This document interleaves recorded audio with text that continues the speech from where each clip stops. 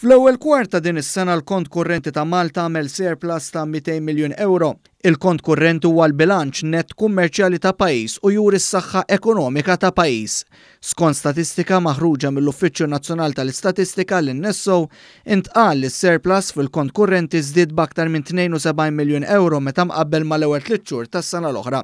L-NSO spjega kif dan is-surplus kien dovut minn żieda fil-bilanċ ġej mill-kont tas-servizzi li ammonta ftit aktar minn 857 miljun euro.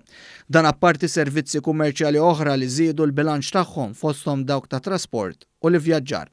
Bejn Jannar u Marzu li għadda l-kont kapitali ammonta l 22 miljun u 500 elf euro.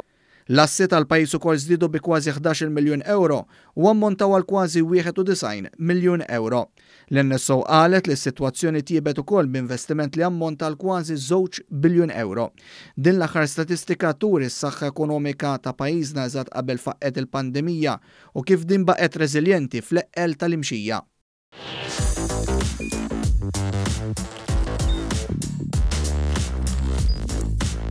Idħol fuq one.com.mt u hemmhekk tista' tara l-programmi kollha li jxandru fuq One permezz ta' One Play.